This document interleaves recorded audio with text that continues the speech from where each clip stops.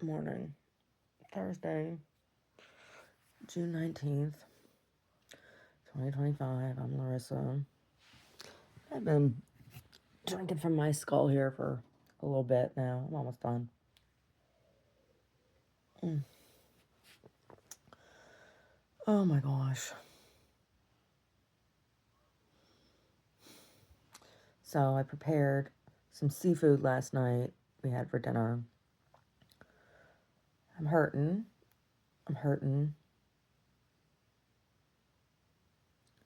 But I don't have a headache, at least not yet.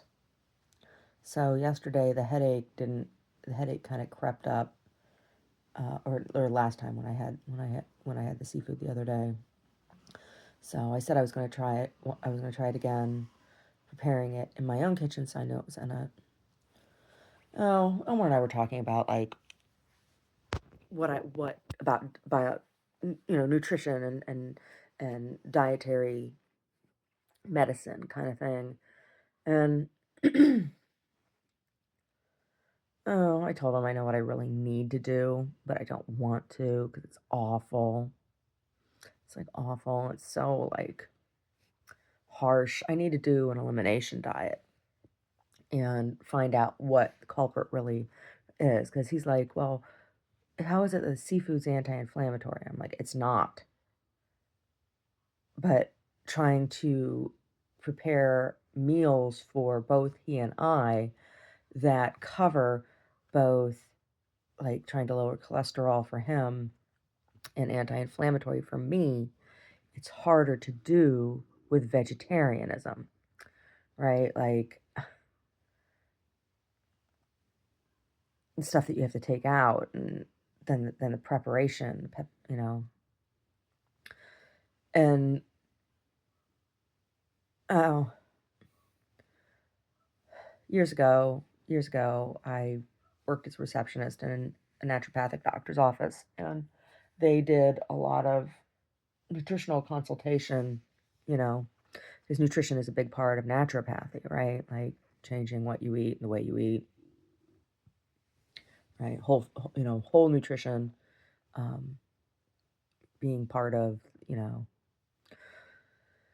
the biggest part of the puzzle when it comes to health. And so, like, most of the people that came in to see them, I'd say like 90% of them at some point did elimination diet. And it's severe. Like there's all this shit that you cut out. Like you have a really, really restricted diet, really, really, really severely restricted diet to start with.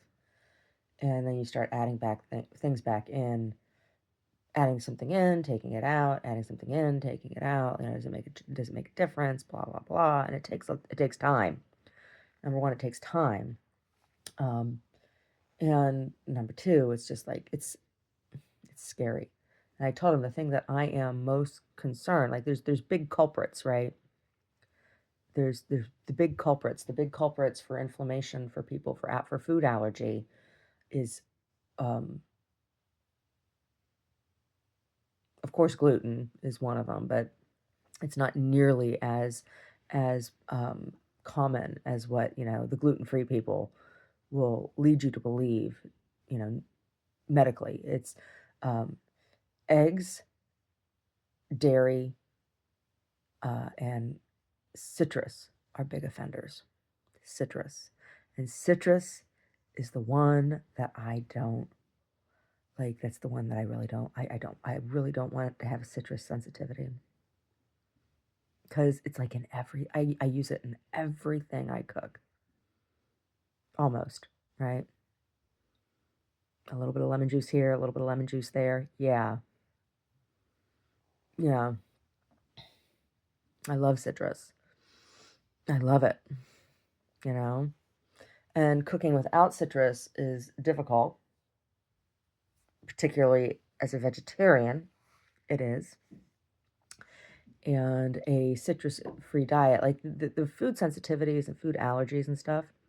Um, some allergies are due to like the overproduction and genetic engineering of crops and things like and reduction in biodiversity and in plants and things. But there's genetic predisposition, and a lot of food sensitivity actually comes down to anthropological genetics, right? Like it's a genetic expression.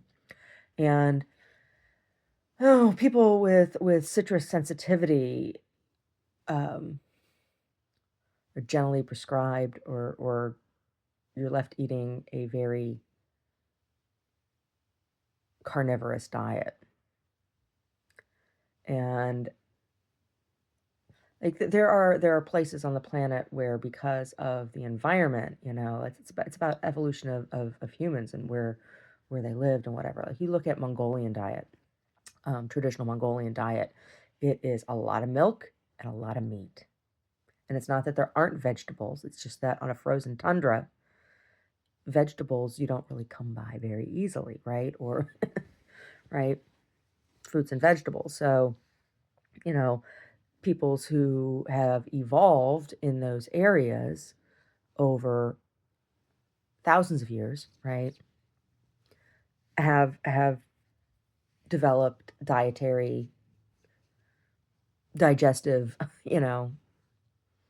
realities for themselves, right? Like, same thing as like it's in deserts, desert people who come from desert areas. It's very similar. Is it the Maasai that, I mean, beef and blood, right? And camel milk. Yeah, right. And I'm not opposed to, morally or ethically to the consumption of animal and animal product, right?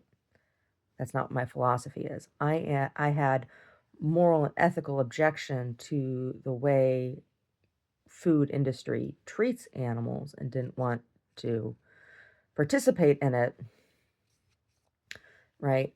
And when I did that, when I changed my diet, I found that my body actually functioned better on a vegetarian diet, and I now have, like I said, when I consuming animal products is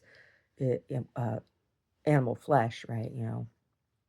I'm not talking about dairy. I don't have any problem with dairy or eggs uh, that I know of.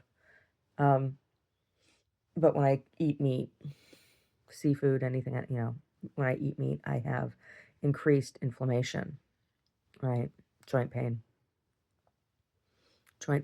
headaches, brain fog, and digestive issues. So, uh, it's just hard. I just to do the elimination diet, but really, it would be helpful. It would be helpful information that I would get if I did that for myself.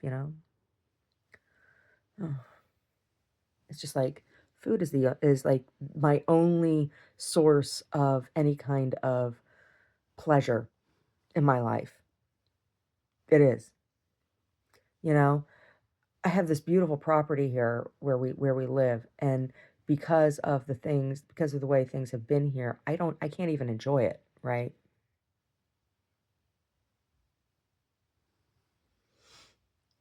It's just been,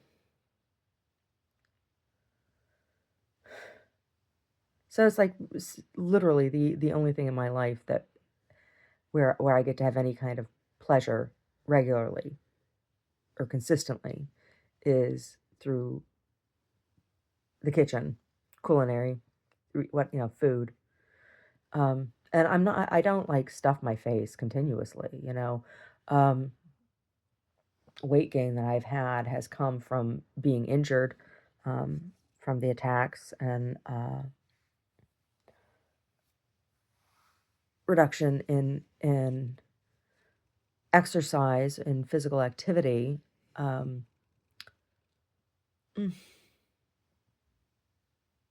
and it's like this vicious cycle with the chronic pain, right? The more I hurt, the more I hurt, kind of thing. So, and I'm just trying to just trying to get along, you know? And the elimination diet would just like be more than I can handle right now. I don't know. Maybe I'll revisit it at some time. Maybe. Maybe I will. Yeah. But I've cut a bunch of other stuff. Cut way back on cheese. Cheese for me was a big part of protein intake. Um, right. So I've cut back way, way, way back. I mean, Omar is not consuming milk anymore. He consumed a lot of milk. I don't drink milk. I don't drink milk. Um, and cheese was my dairy. But for him, I've been cutting out the. Um, I haven't been using as much butter. Haven't been using, uh, and I got butter substitute kind of stuff. Um, and I haven't been using as much cheese and things.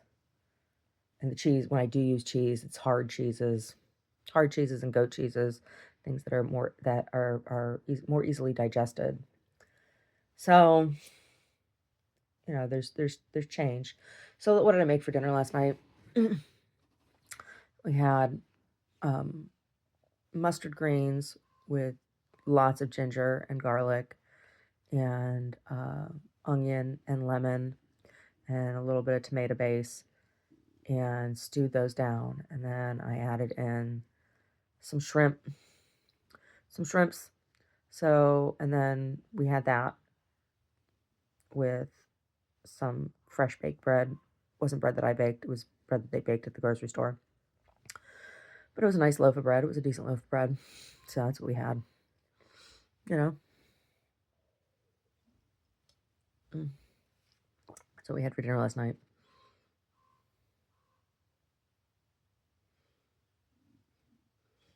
Brody. Brody, are you farting? It smells like a turd. Oh, he was farting last night and it was like rank. Dude. Oh my God. He was farting last night and it was like, it was getting so bad. It was like burning inside my face. I was like tasting it and I was like, oh my God. And Omar was like, I didn't want to say anything. I said, it's not me, it's him. Oh my God. I couldn't believe he thought it was me. Jeez, no. God, if I had been making that kind of smell, I would have gotten up and left the room. Jeez. It was awful. So I don't know what he's all farty about, but he's all farty.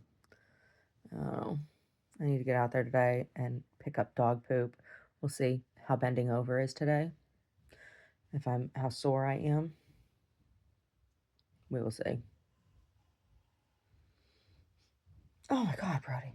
Oh.